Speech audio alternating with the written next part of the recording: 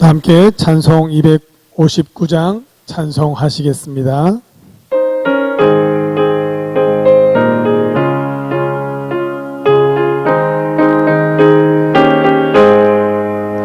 예수 십자가에 흘린 피로써 그대는 씻기어 있는가?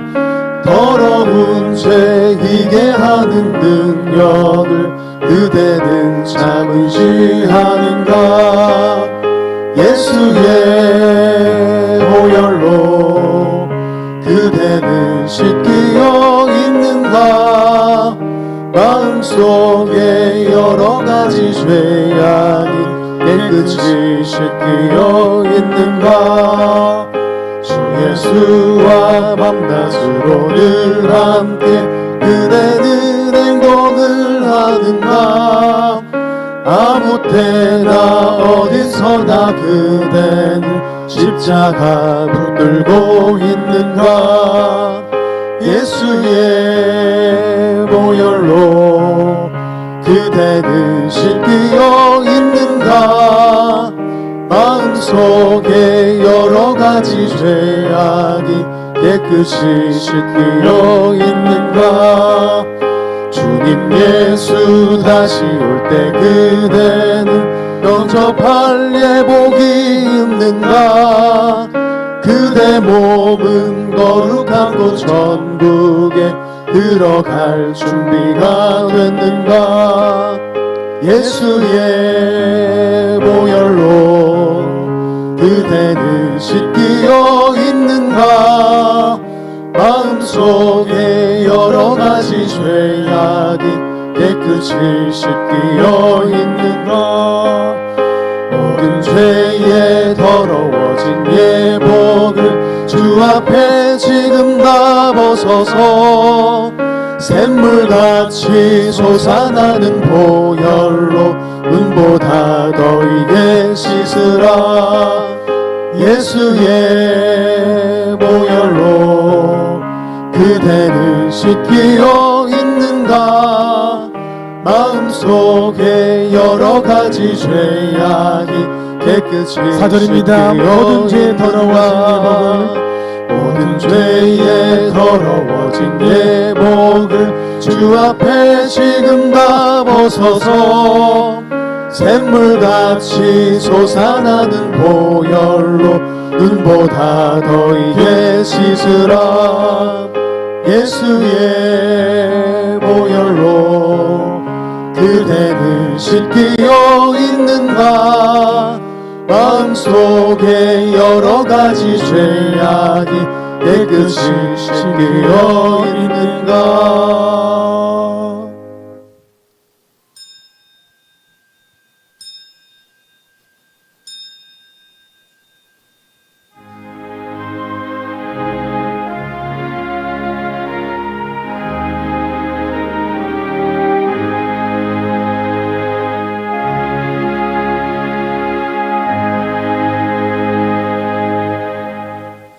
평온한 마음은 육신의 생명이나 시기는 뼈를 썩게 하느니라.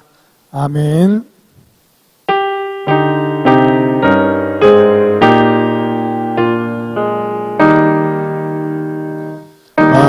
만유의 주제 존귀하신 예수 사람이 되신 하나님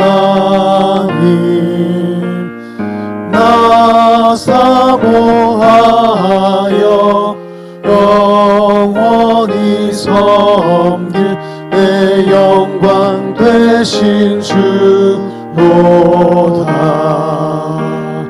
화려한 동산 우성한 저수목 다 아름답고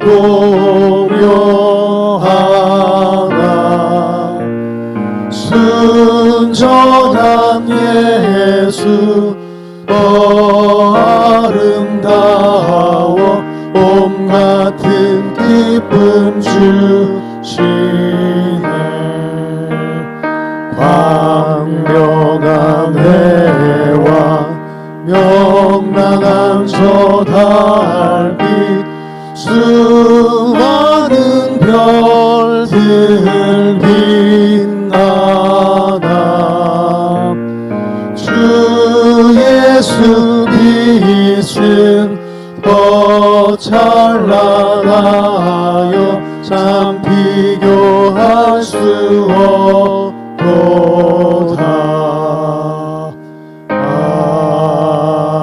아멘.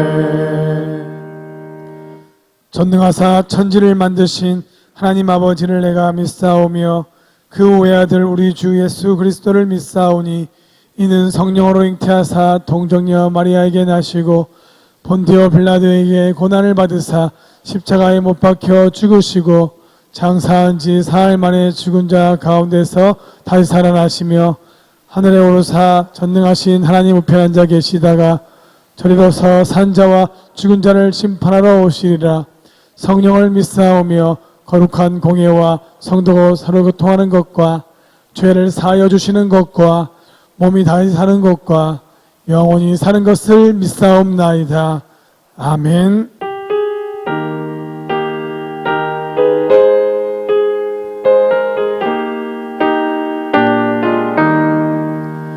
예수가 함께 계시니 시험이 오나 겁없네.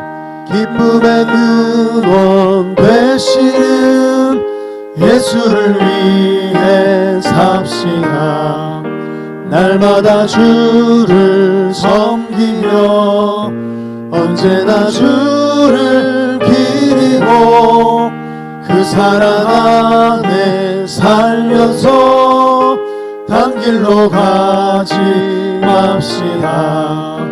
이 세상 사는 동안에 주 이름 전파하면서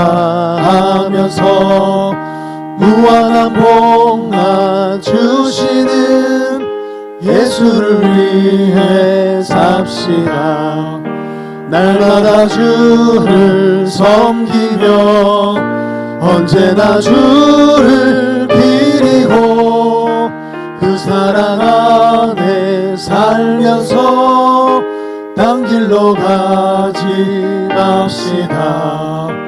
이 세상 친구 없어도 예수는 나의 친구니 불의한 일을 버리고 예수를 위해 삽시다.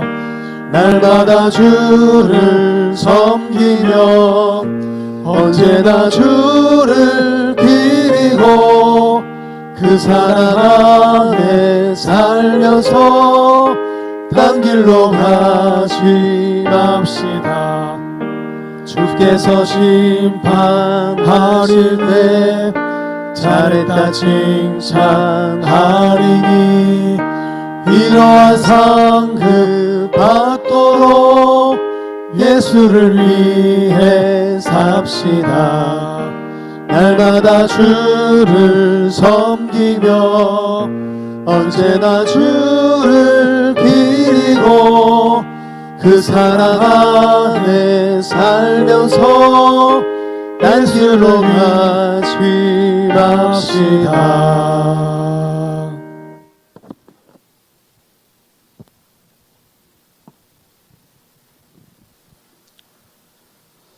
우주 만물과 생사 화복의 주관자이시며 독생자를 보내심으로 불쌍한 죄인들을 구원하신 사랑의 하나님, 복잡한 갖가지 일들과 코로나의 위기 속에서 저희들을 지키시고 인도해 주시는 하나님의 은혜를 감사드립니다. 전 세계를 뒤흔든 코로나 바이러스로 인하여 대면 예배 중단이라는 생각지도 못한 일을 또다시 겪으며 지난 몇 주간을 지내었으나 다행히 다시 교회에 모여 하나님께 예배드리게 됨을 감사드립니다. 하지만 아직도 예배가 완전하게 회복되지 못하고 많은 성도들이 온라인으로 예배를 드려야만 하는 안타까운 상태가 계속되고 있사오니 속히 정상적으로 예배드릴 수 있도록 도와주시옵소서. 하나님, 코로나 바이러스를 처음 접하였을 때는 이렇게 오래 가리라 생각을 못했는데 지금은 이 상황이 언제 끝날지 너무 답답한 가운데 지내고 있습니다. 사람들의 모든 생활 리듬이 깨지고 뒤틀리어 많은 혼란을 겪고 있습니다. 이렇게 전 세계적으로 전염병이 창궐하면은 하나님의 어떤 뜻이 계신지 아니면 사탄의 역사인지 저희들은 알 수 없지만 이런 사태를 통하여 타락하고 완악한 인간들과 세속화된 교회들이 회개하고 올바른 인간성과 하나님을 경외하는 마음을 회복하게 하여 주시옵소서. 많은 사람들이 죽었고 신체적 고통에 시달렸습니다. 더 이상 감내하기 어려운 경제적 상황에 처한 사람들도 많이 있습니다. 불쌍히 여기시고 이제 속히 코로나 바이러스에서 벗어날 수 있도록 도와주시옵소서. 하나님, 더욱 가슴 아픈 일은 교회를 마치 코로나 확산의 온상인 것처럼 호도하고 부정적으로 부각시켜서 교회를 약화시키며 전도의 길을 가로막는 일들이 벌어지고 있는 것입니다. 이럴 때일수록 저희들이 정신을 바로 차려서 환난이나 곤고나 핍박이나 기근이나 위험이나 칼이나 그 무엇으로도 하나님의 사랑에서 끊을 수 없게 하시며 하나님의 전신갑주로 무장하여 세상을 이기게 하여 주시옵소서. 하나님, 경난과 위험이 떠나지 않고 있는 우리나라를 지켜주시옵소서. 암울한 식민 시대와 참혹한 전쟁의 역경을 딛고 짧은 기간에 경제 대국에 이르도록 도우시고 섭리하신 하나님의 은혜를 감사할 줄 아는 백성들이 되게 하여 주시옵소서.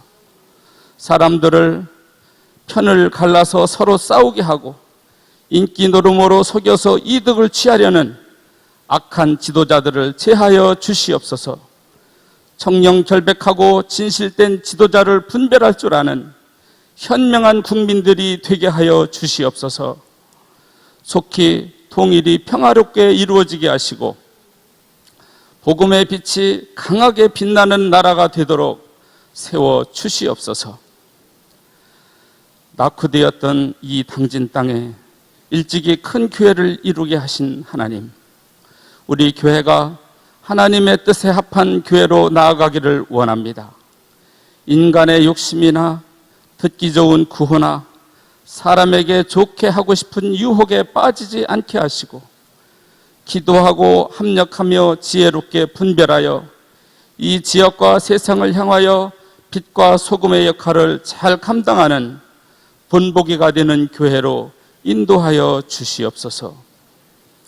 하나님, 이 시간 말씀을 가지고 서신 담임 목사님을 붙들어 주셔서 성도들의 영의 생명의 양식을 채우며 새 힘과 소망으로 가슴 뜨겁게 하는 감동의 말씀을 전하실 수 있도록 역사하여 주시옵소서.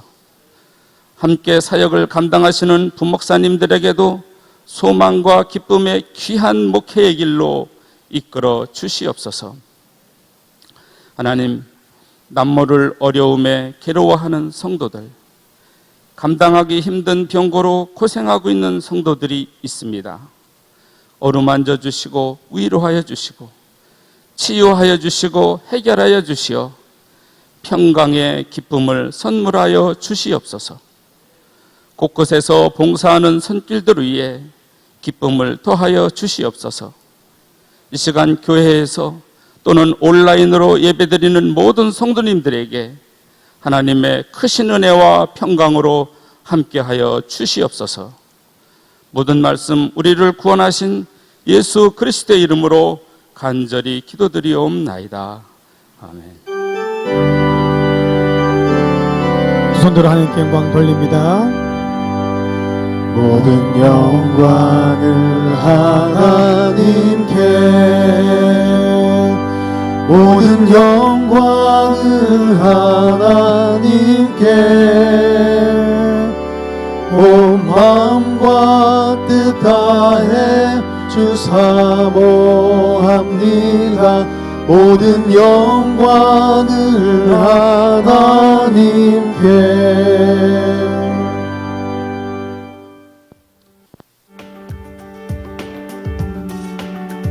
9월 20일 교회 소식입니다. 예배 안내입니다.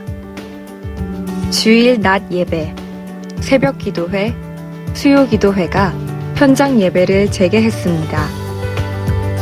단, 수요일 오전 10시 예배는 잠정 중단합니다. 기저질환 등 특이사항이 없는 성도님들은 가급적 현장 예배에 참석해 주시기 바랍니다. 당진감리교회는 방역 안전수칙을 준수하며 예배드릴 수 있는 공간이 충분합니다. 차량 운행은 오늘부터 재개합니다. 수요일 저녁 성경 강해가 9월 23일 수요일 오후 7시 30분 대예배실에서 있습니다. 교우 소식입니다. 박성호 성도, 김경인 권사 여혼이 9월 26일 토요일 오전 11시 30분 다울라 페니체 웨딩홀 2층에서 있습니다. 향기로운 자판기 소식입니다. 김순여 권사, 범사에 감사하여 함재환 집사, 박금옥 집사, 아버님 장례 위로 감사하여 차를 대접합니다. 지금까지 교회 소식이었습니다.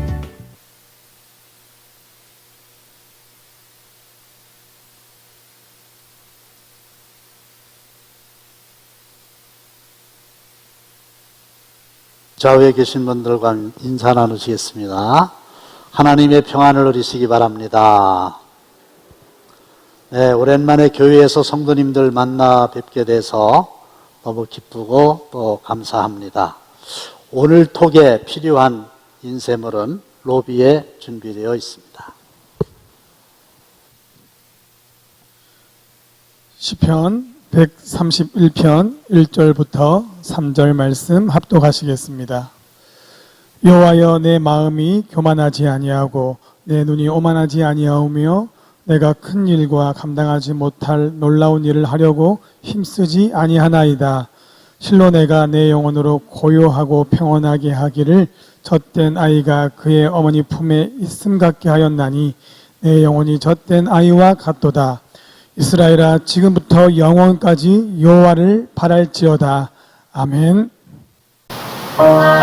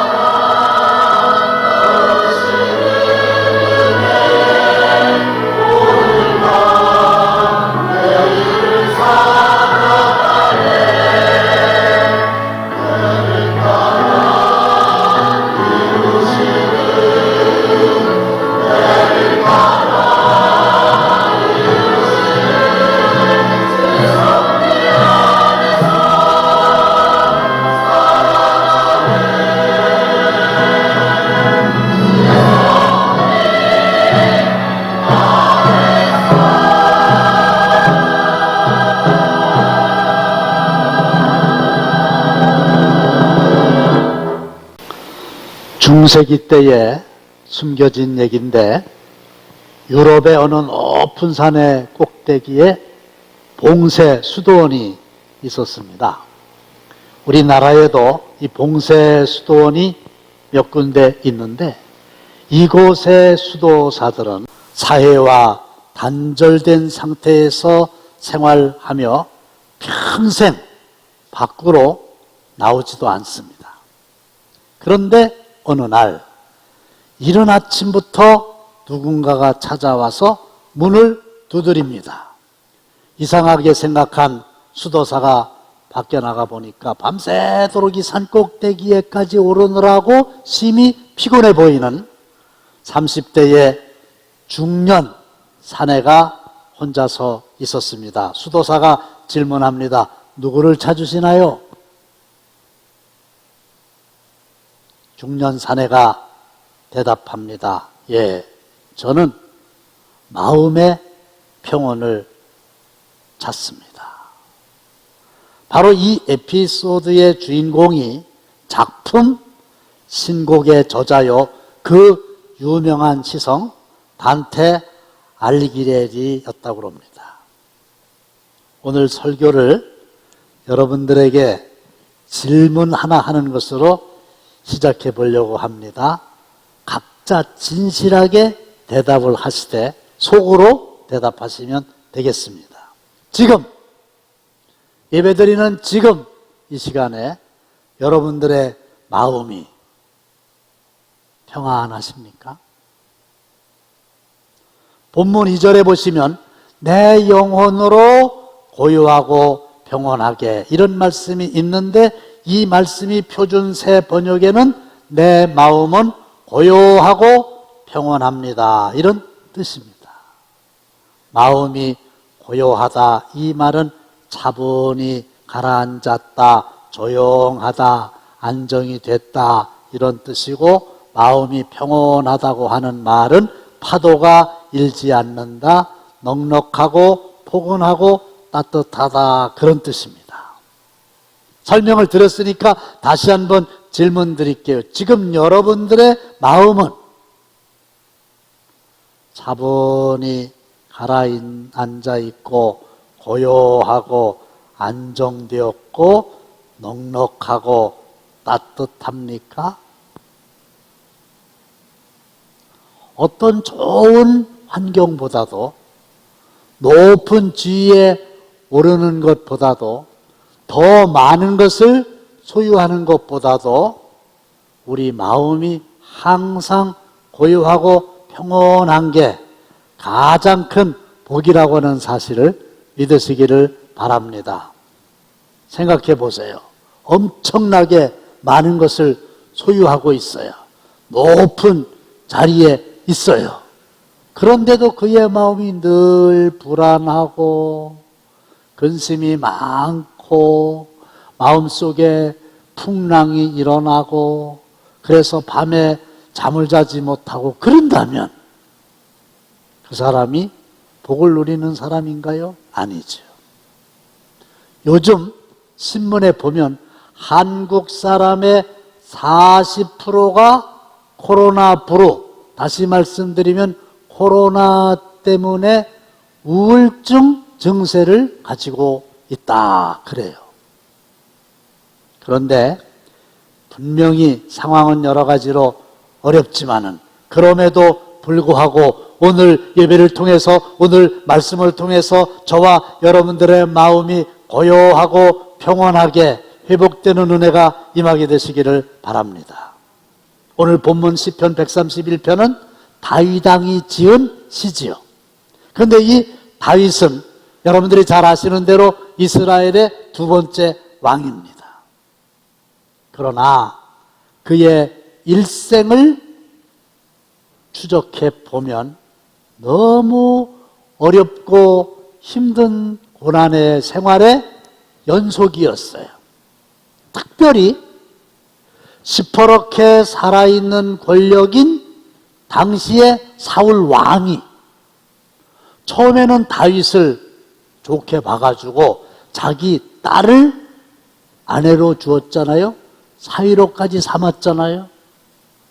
근데 나중에 변심을 해가지고 어떻게 해서든지 이 다윗을 죽이려고 군사들을 수십 명 풀어서 별별 짓을 다 했습니다. 다시 말씀드리면 다윗의 입장에서는 생명을 부지하기가 힘든 상황이었어요. 그러니 얼마나 상황이 어려웠겠습니까? 뿐만 아니라 나중에 이 다윗이 왕이 되지요.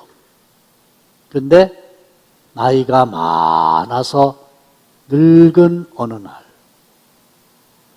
이 다윗 왕의 아들 압살롬이 자기 아버지의 왕권을 찬탈하려고 쿠데타를 일으킵니다. 이게 말이 됩니까? 혹시 다른 세력이 쿠데타를 일으켰다 할지라도 왕이 아버지 편에 서야 되는데, 상황도 상황이지만 그 배신감이 얼마나 컸겠어요. 할 수 없이 피난을 갑니다. 근데 피난 가는 길에 어떤 시골의 영감이 그 다윗 왕을 향해서 돌을 던지며 욕을 하며 침을 뱉으며 조롱을 합니다. 그러니 왕이 되기 전이나 왕이 된 후나 상황은 다윗에게 얼마나 어려웠습니까? 그런데 그런 상황 속에서도 이 다윗은 자기의 마음이 고요하고 평온해질 수 있는 비결을 배웠으니 오늘 말씀을 통해서 여러분들에게도 이 비결이 깨달아지고 또 은혜가 임하게 되시기를 다시 한번 주님의 이름으로 축원합니다.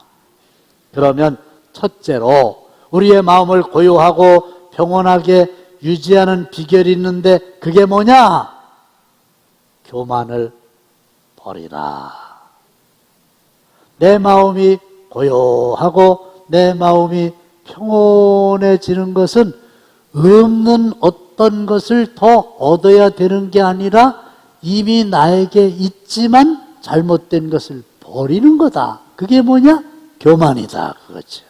확인해 보겠습니다. 1절 다 함께 시작. 여호와여, 내 마음이 교만하지 아니하고 내 눈이 오만하지 아니하오며 내가 큰 일과 감당하지 못할 놀라운 일을 하려고 힘쓰지 아니하나이다. 네, 우리의 타락한 본성은 얼마나 쉽게 교만에 빠지는지 몰라요. 교만은 연습하지 않아도 누구한테 가서 배우지 않아도 저절로 우리 마음속에 스며듭니다. 다른 사람들보다 키가 조금 더 크다고 교만하고 얼굴이 조금 더 이쁘다고 교만하고 조금 더 많이 가졌다고 교만하고 조금 더 많이 배웠다고 교만하고 또 교회 안에서조차 어떤 이들은 다른 사람들보다 기도를 조금 더 많이 한다고 교만하고 성경을 조금 더 많이 안다고 교만하고 교회에서 조금 더 중요한 직분을 맡았다고 교만하고 심지어는 다른 사람들보다 내가 더 겸손하다고 교만하다고 합니다. 목사님, 다른 사람들은 다 몰라도요, 저는요 교만하고는 멀어요. 저처럼 겸손한 사람 있으면 나와보라고 그래요. 이 사람은 확실히 교만하다는 거예요. 그런데 이 교만이 어디서부터 시작됩니까? 교만의 처소가 어딥니까? 마음입니다. 그래서 내 마음이 교만하지 아니하고 그랬잖아요. 그런데 내 마음 속에 교만이 들어와서 자리하고 있으면 그게 반드시 그 사람의 눈에 드러나게 마련이라는 거예요. 다시 말씀드리면 교만한 사람은 그 사람의 눈을 보면 당장 알 수가 있다는 겁니다. 그래서 본문 1절에 보시면 내 눈이 오만하지 아니하오며, 그래서 눈이 오만하다, 눈이 높다, 그것은 교만한 마음이 눈으로 드러나게 되는 건데, 보세요. 일단 내가 다른 사람들보다 더 낫다, 더 높다, 이렇게 생각을 하면 눈으로 사람을 내려다보기 시작한다는 거예요. 쉽게 말씀드리면 사람을 깔본다는 겁니다. 그래서 자기보다 낮은 사람이라고 판단하면 함부로 무시하고, 자기보다 높은 사람이라고 판단하면 시기합니다. 눈꼴이 사나워서 참지를 못해요. 자기보다 잘난 사람이 있다면. 그런데 하나님께서 싫어하시는 목록이 6개, 7개 있는데, 그 중에서 목록 1호가 뭔지 아세요? 잠언 6장 16절 이하의 말씀을 보겠습니다. 시작! 여호와께서 미워하시는 것 곧 그의 마음에 싫어하는 것이 67가지이니 곧 교만한 눈과 거짓된 네, 혀와 감사합니다. 됐어요. 여호와께서 미워하시는 것 곧 그의 마음에 싫어하시는 것이 67가지이니 곧 교만한 눈, 거짓된 혀. 교만한 눈이 목록 1호라니까요. 그런데 마음속에 교만이 있어요. 눈으로 나타난다 그랬죠? 그 다음에는 행동으로 나타나게 마련이지요. 어떤 행동입니까? 큰 일과 감당하지 못할 놀라운 일. 다시 말씀드리면은 주제넘게 분수도 모르고 소위 실속이 없는 일에 관심을 갖게 되고 그런 일을 하게 되니 그 사람의 마음이 평안할 리가 없지요. 헨리 나우엔의 상처 입은 치유자라고 하는 아주 유명한 책에 나오는 내용인데, 어느 나라의 네 왕자가 한자리에 앉아가지고 상의하기를, 우리 이제부터 각 나라에 흩어져서 최첨단 과학기술을 좀 배워오자 했다는 거지요. 그래서 네 왕자가 각 나라로 흩어져서 나름대로 최첨단 과학기술을 익혔어요. 그리고 나중에 다시 한자리에 모였어요. 첫째 왕자가 말합니다. 나는 죽은 어떤 짐승의 뼈 한 조각만 있어도 그 뼈에다가 근육을 붙일 수 있는 기술이 있다. 그랬더니 둘째 왕자가 하는 말이, 나는 그 뼈와 근육에, 죄송합니다, 피부와 털을 돋아나게 하는 기술이 있다. 그러니까 셋째 왕자가, 질세라, 나는 뼈와 근육에 피부와 털을 붙일 뿐만 아니라 그렇게 하고 난 다음에 그것을 사자로 만들 수가 있다. 그랬더니 막내가 말하기를, 나는 그런 사자에게 생명을 불어넣을 수 있는 기술이 있다. 이렇게 자기들의 기술을 서로 자랑한 거죠. 그런데 얼마 후에 이 네 왕자가 숲속을 걷게 되었어요. 근데 그야말로 이름 모를 죽은 짐승의 뼈 한 조각을 발견하게 되었습니다. 그러니까 그 뼈에다가 근육을 입히고 피부와 털이 솟아나게 하고 그것을 사자로 완성시키고 생명을 불어넣었대요. 네 왕자가 합력해서. 그랬더니 갑자기 이 싸나운 사자가 달려들어가지고 네 왕자를 차례대로 물어 찢어 죽였다. 그 얘기거든요. 자, 이 헬리나 오웬이 왜 이런 황당무계한 예화를 들었나? 현대인은 자기들의 교만으로 마침내 멸망하고 만다. 그런 강렬한 메시지를 전하고 싶었던 거지요. C.S. 루이스라고 하는 사람은 교만이 가장 본질적인 악이며 최상의 악이고 최대의 악이다. 동시에 세상에 단 한 사람도 그것, 즉 교만으로부터 자유한 사람은 없다. 이렇게 말했어요. 누구도 그 마음속에 정도의 차이지 교만이 없는 사람이 없다. 내 마음을 가만히 들여다보세요. 그래서 잠언에 보시면 사람의 마음의 교만은 멸망의 선봉이요 겸손은 존귀의 앞잡이니라 했어요. 여러분, 여러분들의 마음을 고요하고 평온하게 지키기를 원하십니까? 내 마음속에 있는 교만을 인정하시고 오늘 내어버리는 은혜가 임하시기를 바랍니다.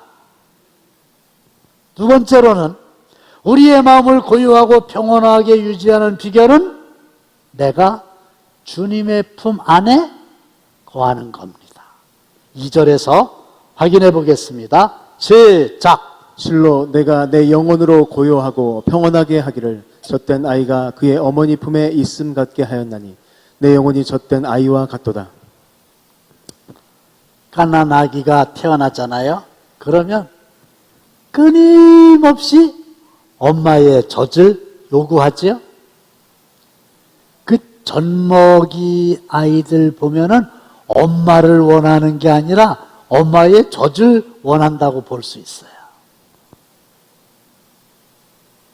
그런데 이제 2년, 3년 지나게 되면 젖을 떼게 되는데 자기가 스스로 기뻐서 젖을 떼는 아이들은 별로 없대요. 어떻게 해서든지 엄마 젖을 안 떼려고 고집을 부린다는 거지요. 그래서 우리 어렸을 적에 보면 엄마들이 이 젖에다가 무슨 약을 발라버려.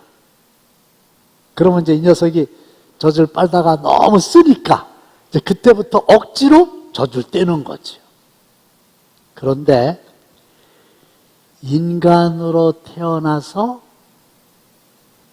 타의로 엄마의 젖을 뗄 때가 그 아이의 마음속에 외로움이 가장 크다는 겁니다. 최초의 분리의 아픔을 겪게 된다는 거예요. 근데 이제 이때쯤 되면은 걸음걸이도 혼자 해야 됩니다. 대신해 줄 수 없잖아요. 걷다가 넘어지고, 걷다가 자빠지고, 걷다가 코피 나고 이래도 또 엄마는 어느 정도는 네 힘으로 하라고 이제 이렇게 그냥 두잖아요.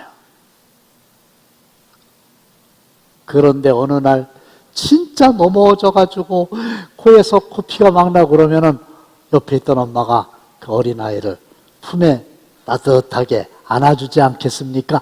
그런데 그때 그 젖된 아이가 가장 큰 외로움을 느끼고 있었는데 엄마가 품에 자기를 안아줄 때가 가장 행복하다는 거예요. 그리고 다윗은 그때의 마음을 젖된 아기가 엄마 품에 있는 것과 같다. 이렇게 표현을 한 거지요. 맞아요. 2-3살 된 어린아이가 지금 울고 있다고 생각해 보세요. 어떻게 울음을 그치게 할 수 있을까요? 사탕을 줍니까? 소용없습니다. 장난감? 소용없습니다. 그냥 엄마가 꼭 안아주면 일단 울음을 그치는 거예요. 그 다음에 무슨 장난감도 필요하고 그 다음에 무슨 사탕도 필요한 거죠.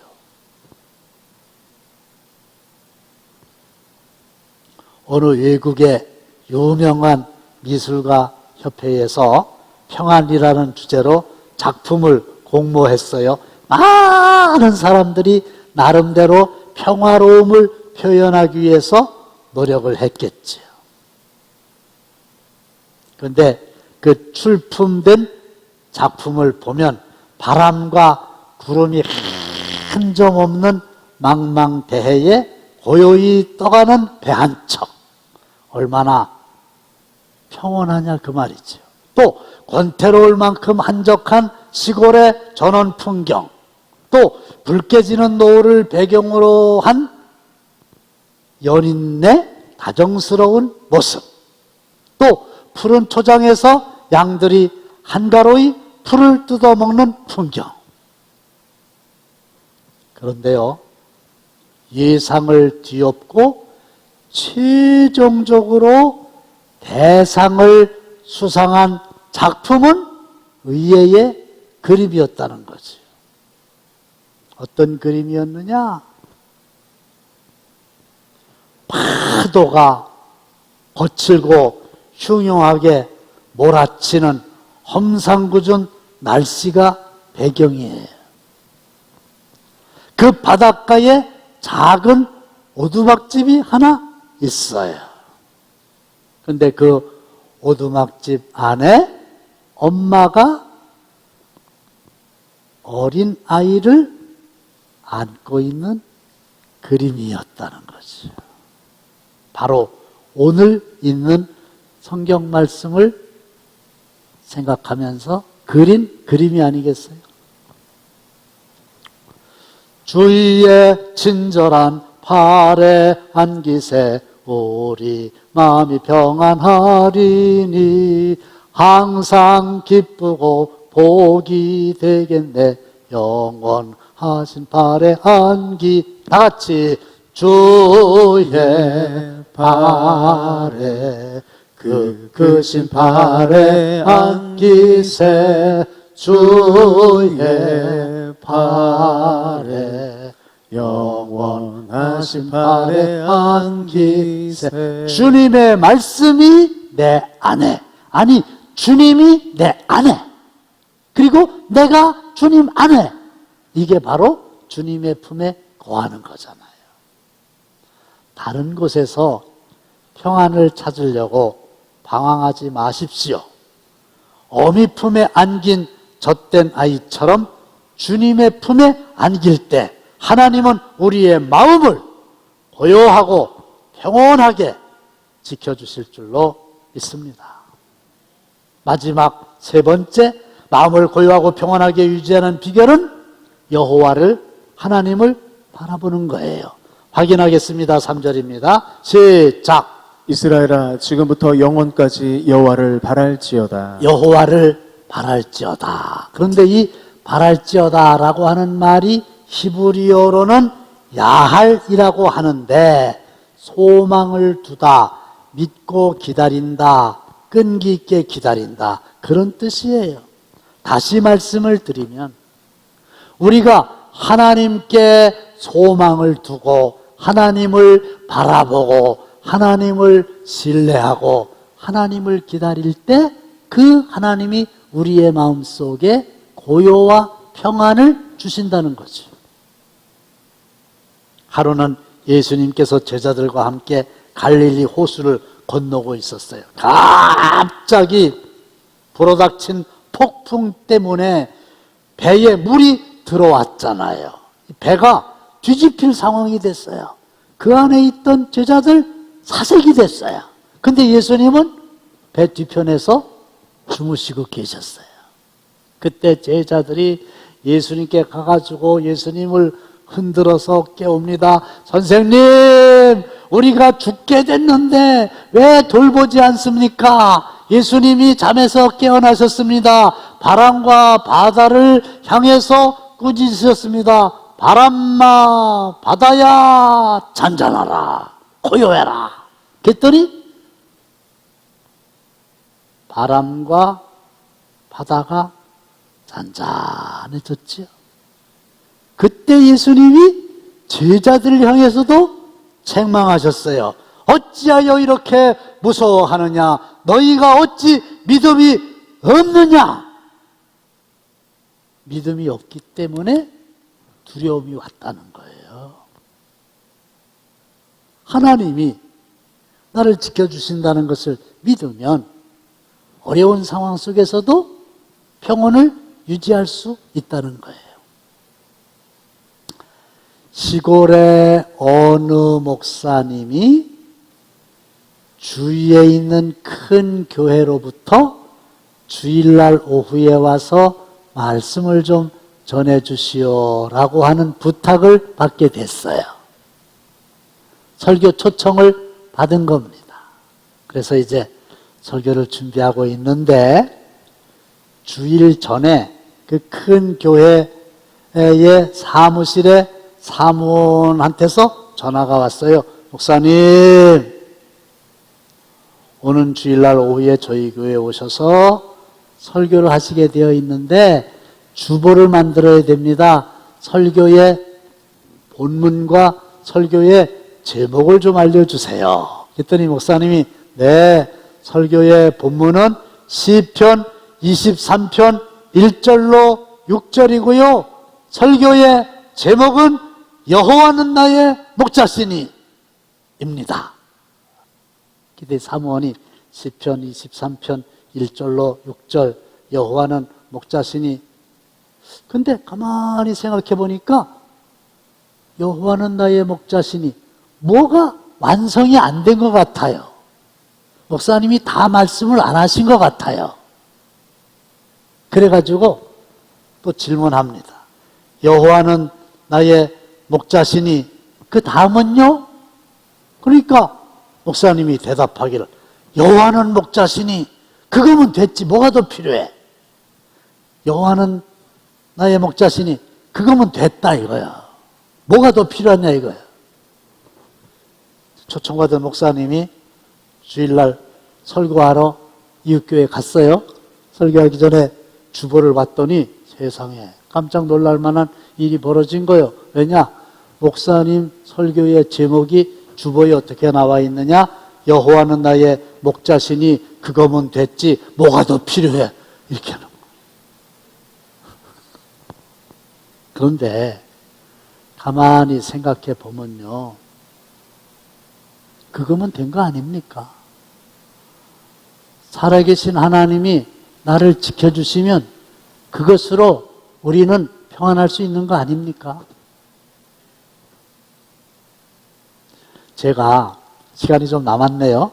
그전에도 이런 말씀 한번 드렸는데 우리 아들, 딸이 초등학교도 들어가기 전에 아주 어렸을 때 얘기입니다.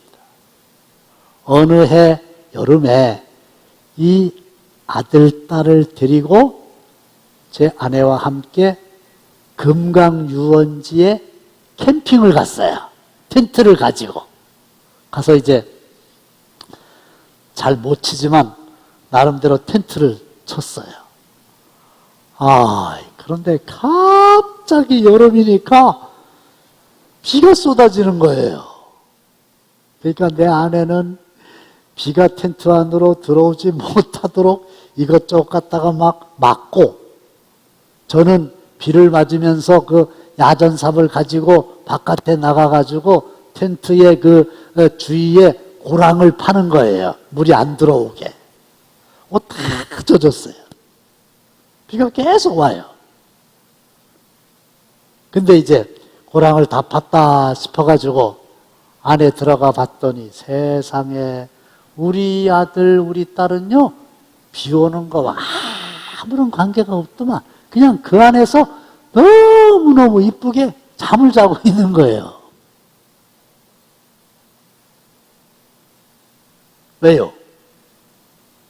걔들이 뭐 비 오는 거 걱정할 거 있어요? 아버지가 있으니까. 부럽더라고요. 근데 이제 얼마 후에 비는 계속 오는데 얘들이 깨어났어요. 그러더니 또 텐트 안에서 노래를 부르는 거예요. 진짜 이 노래를 불렀어요. 바람 불어도 괜찮아요. 파도 일어도 괜찮아요. 내가 그걸 보면서 속으로 생각하기를, 그리요, 바람 불어도 괜찮고 파도 일어도 괜찮고 소나기가 이처럼 쏟아져도 너희들은 괜찮겠지, 왜? 내가 있으니까. 부럽더라고요. 근데 가만히 생각해 보니까 그 아이들이 부러운 게 아니라 저와 여러분들에게도 아버지가 되시는 하나님이 계십니다. 할렐루야. 그 하나님을 바라봐라. 오늘 말씀을 맺습니다. 환경이 어려우시죠? 그래도 내 마음속에 들어와 있는 교만을 버리는 거예요.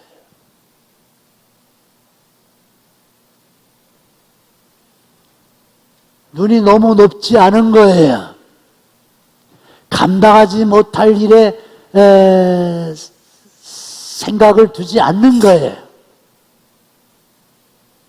그 다음에 주님의 품에 거하는 거예요.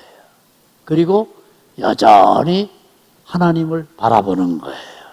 그래서 하나님께서 저와 여러분들의 마음을 고요하고 평온하게 지켜주시는 복을 받아 누리게 되시기를 주님의 이름으로 축원합니다. 좋으신 하나님, 귀한 말씀 주셔서 감사합니다. 아무리 우리의 환경이 힘들고 어려워도 주님께서 주시는 말씀으로 교만을 버리게 하시고 주님의 품에 거하게 하시고 하나님을 믿고 바라보게 하셔서 우리의 마음이 고요하고 평안하게 되는 복을 받아 누리게 하여 주옵소서. 예수님의 이름으로 축복하며 기도합나이다. 아멘.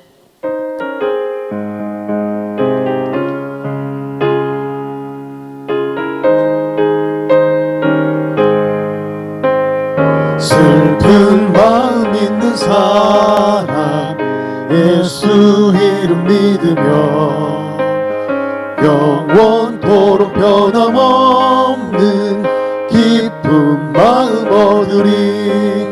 예수의 이름은 세상의 소망이요 예수의 이름은 천국의 기쁨일세. 거룩하신 주의 이름 너의 방패 삼아라. 환난 시험 당할 때에 주께 기도드려라.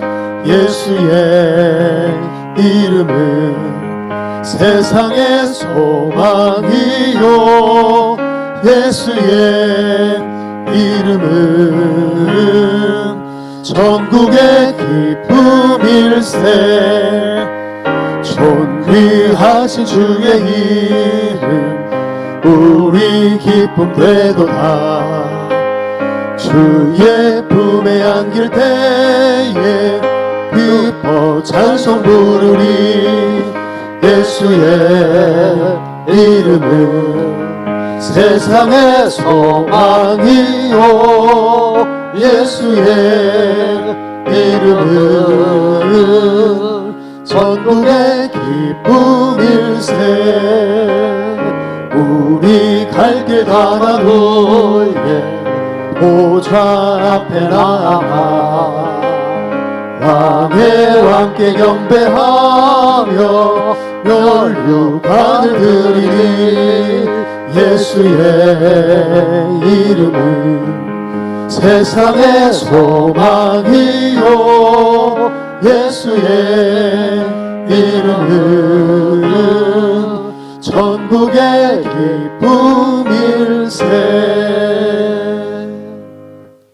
하나님 아버지, 저희들의 연약함을 용서하시고 속히 코로나19를 종식시켜 주셔서 온 성도가 함께 주님의 거룩한 전에 나와 예배드리게 하시고 일상생활을 회복하게 하여 주옵소서. 육신의 질병으로 어려움을 겪는 성도들을 주님이 아십니다.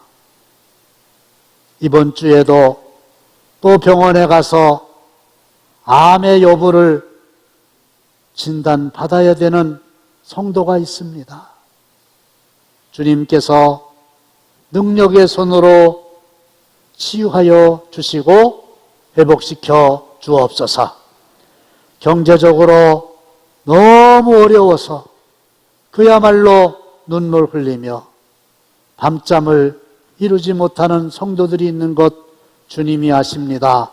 하나님께서 역사하셔서 회복시켜 주시고 때를 따라 돕는 은혜로 필요한 것들을 공급하여 주시옵소서. 온전한 11조 아버지 앞에 드리오니 하나님 창고가 넘치도록 채워주시고 감사의 예물을 드렸으니 더 큰 감사로 이어지게 하시고 101,000번째 드렸으니 소원을 응답해 주시고 약속의 땅 빚어는금 드렸으니 하나님의 아름다운 전을 속히 성축하게 하여 주시옵소서. 이제는 우리 주 예수 그리스도의 은혜와 하나님 아버지의 극진하신 사랑하심과 성령님의 감동과 마하심이 고요하고 평안한 마음 하나님으로부터 받아 누리기 원하는 모든 성도들과 각종 예물 드린 사랑하는 모든 성도들과 가정에서 온라인으로 예배에 참석하는 모든 성도들 머리 위에 영원토록 함께 하시기를 간절히 축원하옵나이다. 아멘.